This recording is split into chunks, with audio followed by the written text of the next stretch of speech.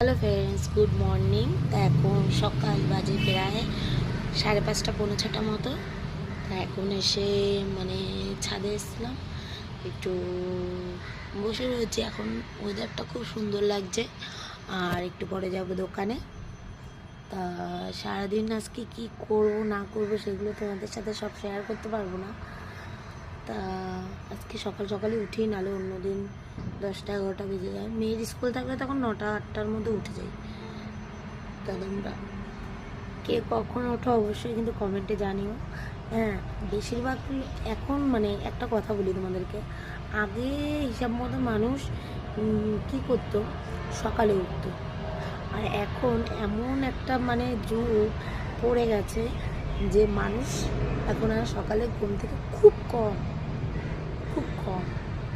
এখন মানুষ বেশিরভাগই বলতে গেলে বেলায় ওঠে।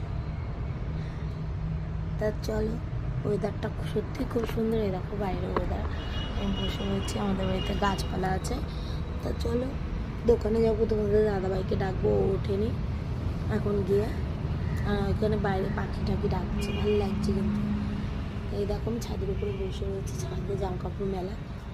এই যে সিঁড়ি। তা চলো, টাটা, গুড মর্নিং।